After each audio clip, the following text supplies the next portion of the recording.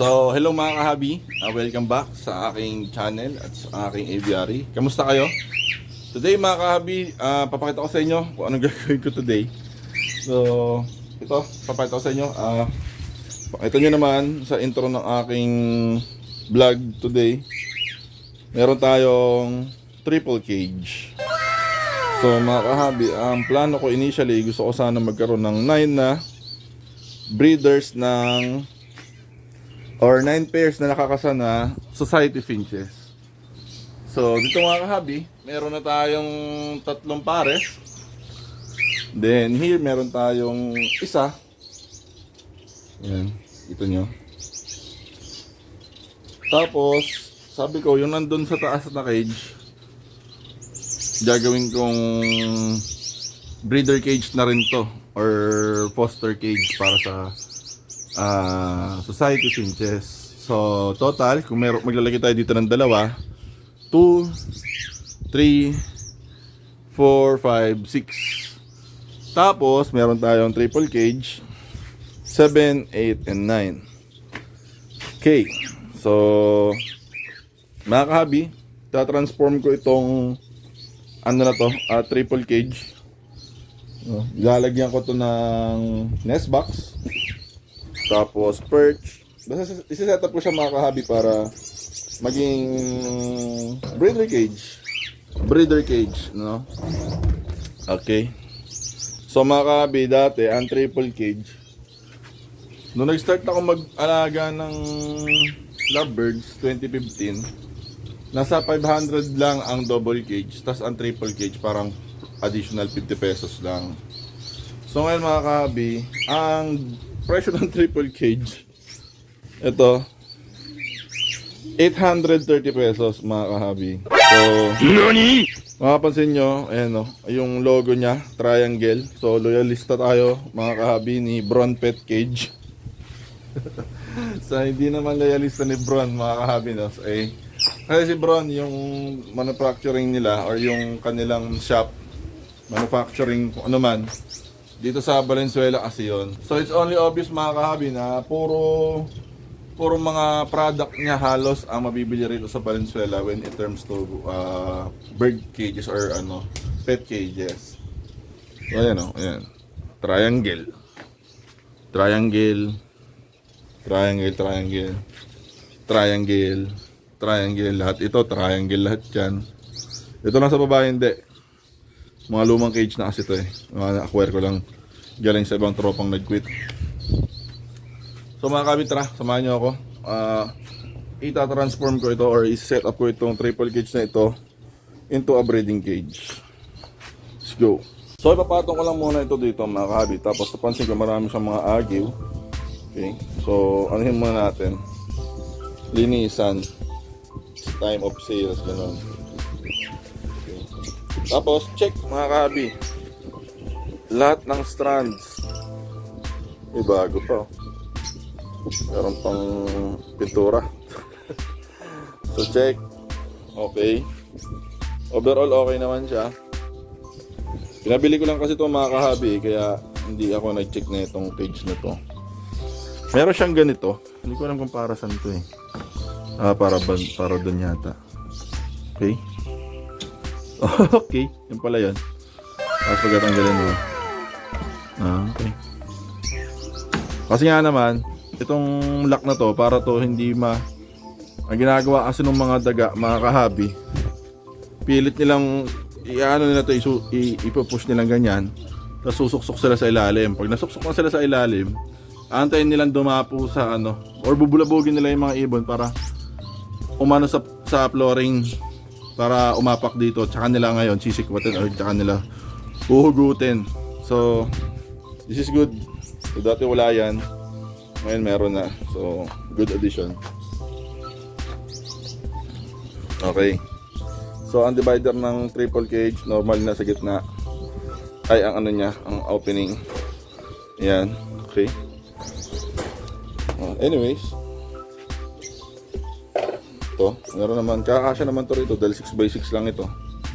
Yan. So mga kahabi, meron tayong mga dumating na nest box. In-order natin to from Shopee.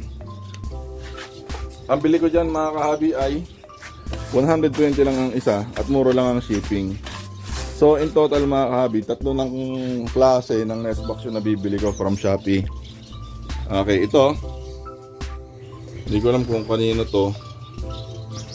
Pero nasa ganun din ang presyo nito eh. Nasa 110 din, mga 110, 120. Ito naman, itong Nestbox na to, kay Papi Ron to galing eh.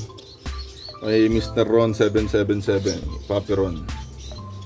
Ang ganda ng Nestbox niya mga kahabi kasi, ayan, pansin nyo, meron siyang ano, may butas to, may butas siya dito.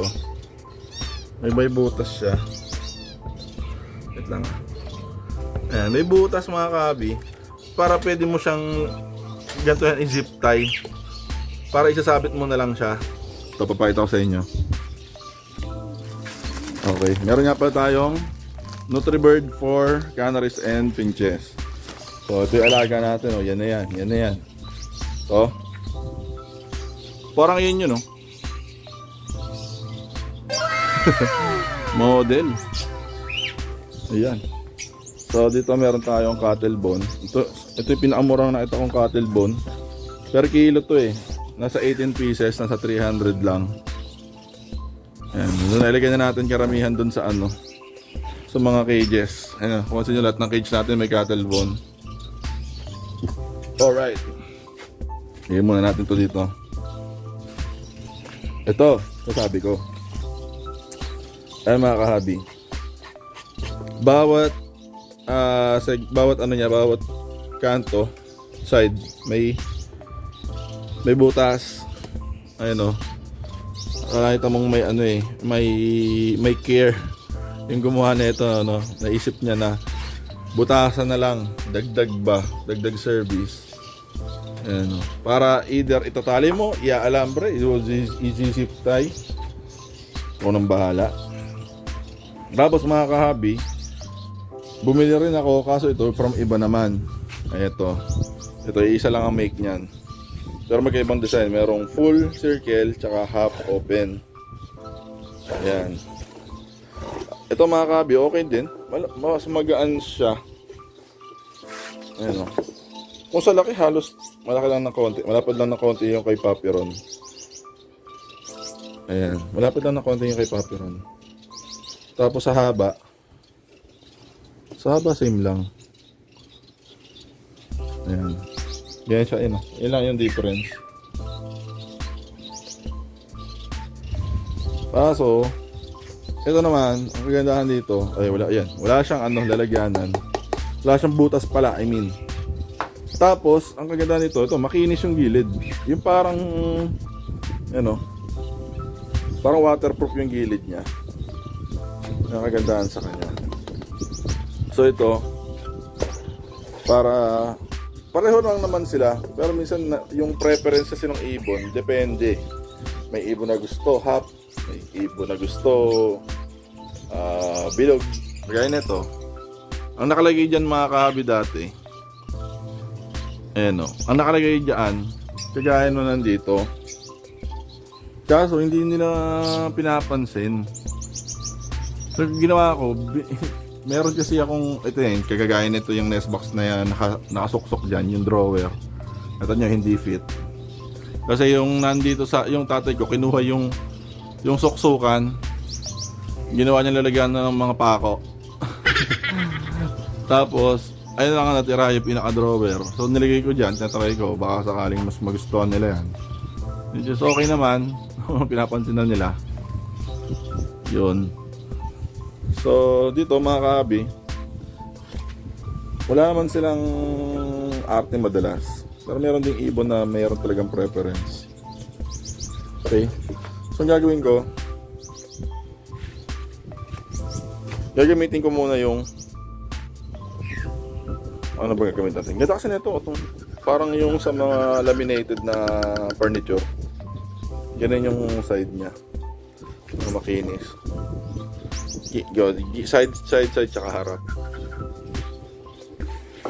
Maganda kasi ito kay Papi Ron gamitin yun kasi lalagyan mo na lang ng zip tie. Kasi okay na siya. Medyo mas ano, Pareho lang. In terms of thickness, mas makapal yung kay Paperon. Lightweight ito. Okay.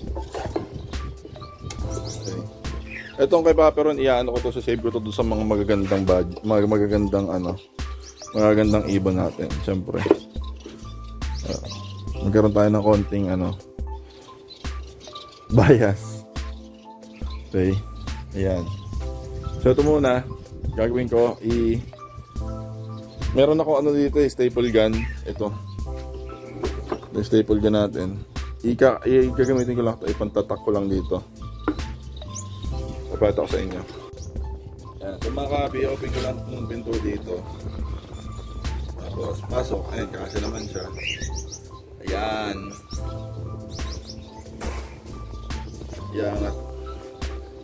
Iangat ko lang to dito. Tulungan ko lang sa porta. Ayan. Goods.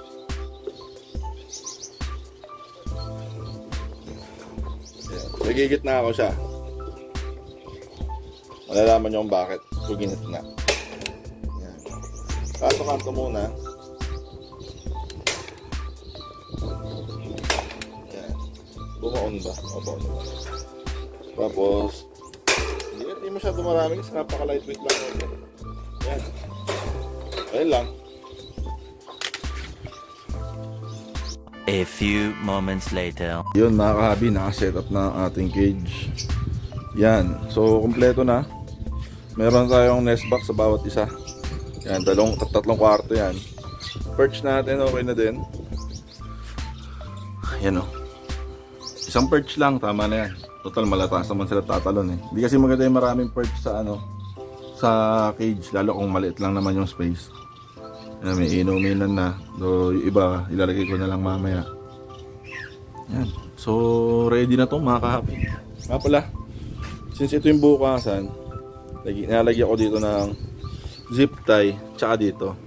Kasi, hindi man nila mabuksan yan, malay mo, biglang may daga, may pusa. Lalo yung mga naka-outdoor setup, no? Baka maitulak, mabuksan, yari, sayang.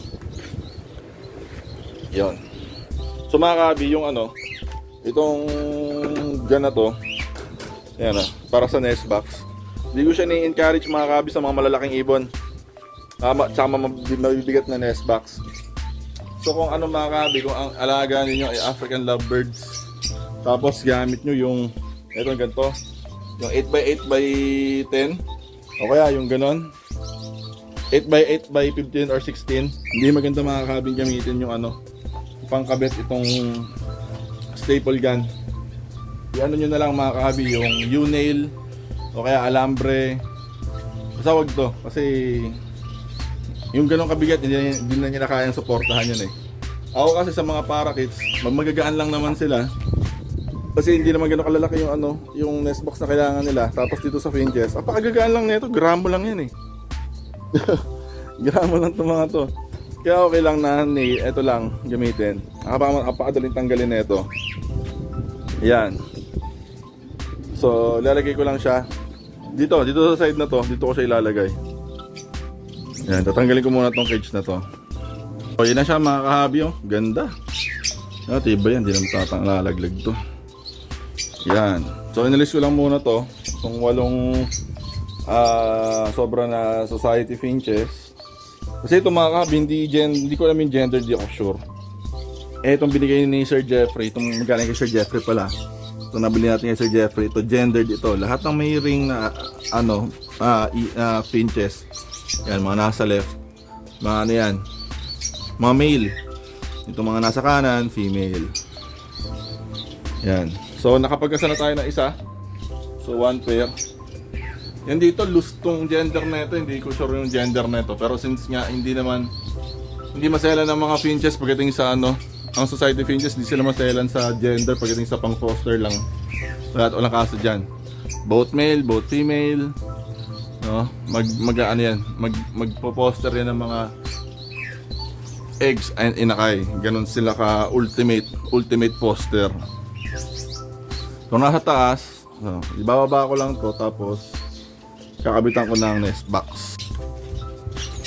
So mga kahabi, tara, laman na natin ng mga pairs. Itong ano natin, ang mga bagong breeding cages.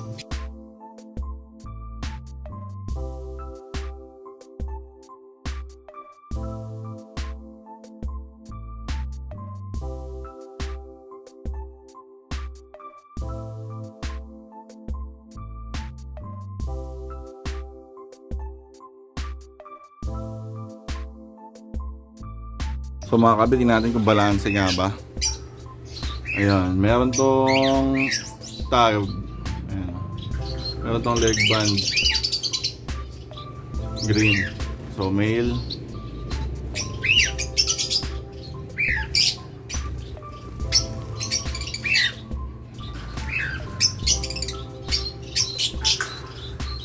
Ayan, meron din violet. Kak ito. Dito may green. Yan. Dito violet din. At dito mayroong green. So even mga kahabi.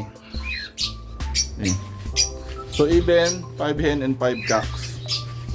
So yan. Ito yung mga bago natin nakasalang na pairing. Yan. Mga pamoster natin to. Nakakatuwa mga kahabi. Sa tuwing nagkakasa ako ng ano, ng mga pairing. Ayan, para kasi binibigyan ko sila ng bahay. Ayan. So, ayan ang bahay ninyo. Ayan. So, sa pagpili ng partner mga kahabi, hindi na ako namili. Kung sino na lang. Basta 5 hen and 5 male. 5 hen and 5 cock. Ayan. So, ito nagkataon lang. Ayan, para silang brown. Okay. Okay din. Ayan. Ito. So, meron din tayo itong Society Finch, 1 pair. Cock and hen din to. So, in total, meron tayong 9 pairs. 3, tatlo rito. 4, tapos 5 rito. So, 9. 9 in total. So, mga kabi, itong mga ibon na to ay abang ito. Ulitin ko, abang ito sa pag-breed natin ng mga Golden Finch. Yan, suporta sila mga kabi. Back up. So ngayon, may nagtatanong, anong gagawin natin dito mga kabi? Sa mga extra, sa mga sumobra. Yan. So mga kabi, kung gusto nyo malaman, keep on watching. Okay. Keep on watching mga kabi. Keep on watching. Okay. Yun lang mga kabi. No? Keep on watching. Malay nyo, makita nyo kung anong plano natin doon. Yung mga may sige nga, kung mahuhulaan ninyo, try nyo nga i-guess, tapos i-comment nyo down below sa comment section. Comment nyo kung ano yung sa tingin yung plan ko gawin sa mga Society Finch na yon. So, I guess yun lang mga kayo sa araw na ito. Maraming salamat sa panonood.